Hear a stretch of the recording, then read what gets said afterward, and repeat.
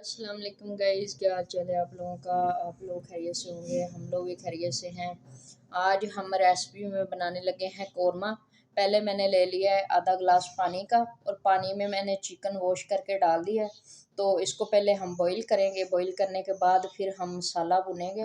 मसाले के आप लोगों ने पूरी वीडियो देखनी है और लाइक और सब्सक्राइब करना नहीं भूलना, आप लोगों ने ज़रूर करना है। जो हमारा गोश्त था वो बॉईल हो चुका है, तो अब हम इसको निकाल लेंगे तो हम मसाला भुनेंगे। ये घी डालना शुरू करते हैं। हमारा गोश्त बॉईल हो चुका है, तो घी इतना डालेंगे ताकि जो हमारा कौरमा है ना बहुत ज़्यादा मज़े का हो। तो ये देखें जी, माशाल्लाह घी गर्म हो चुका है। प्याज डाल लिया है, इसको लाइट ब्राउन करेंगे।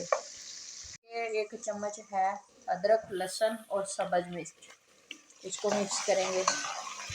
1 चम्मच हल्दी पाउडर, नमक हमने चिकन में डाल दिया था, अगर कम हुआ तो हम और डाल देंगे।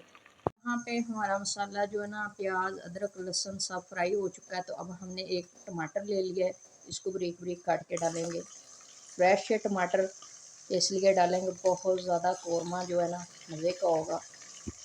ये देखिए, हमने चिकन डाल लिया है, हमारा मसाला तैयार हो चुका था। तो अब हम डालेंगे इसमें कौरमा मसाला। यहाँ पे कौरमा मसाला डालेंगे, तकरीबन 1 शाशा हमने लिया है, हाफ डाल लेंगे।